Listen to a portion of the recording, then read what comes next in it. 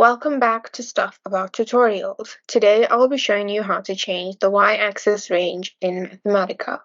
Why would you want to know how to do this?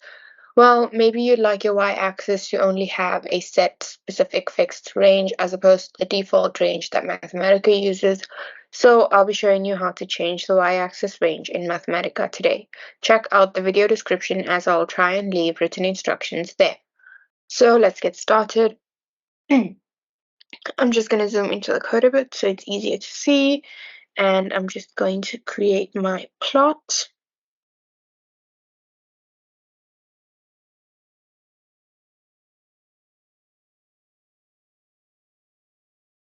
Great, so inside this, what you're going to now do is use the plot range function. So you type that out, then type an arrow going from that and a set of curly brackets, and inside that curly brackets, you're going to put the range that you want your plot to go from. So I'm just going to go with 0 and 10, and if I run that, as you can see, my y-axis has been changed to go from 0 to 10, as opposed to if I were to not put this,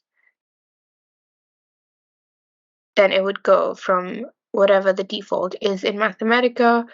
And yeah, that's basically it, you guys. If you wanted to know how to change the y-axis range in Mathematica, this is the easiest way I know how. And if you know of another way, then leave a comment below and make sure to subscribe for more videos.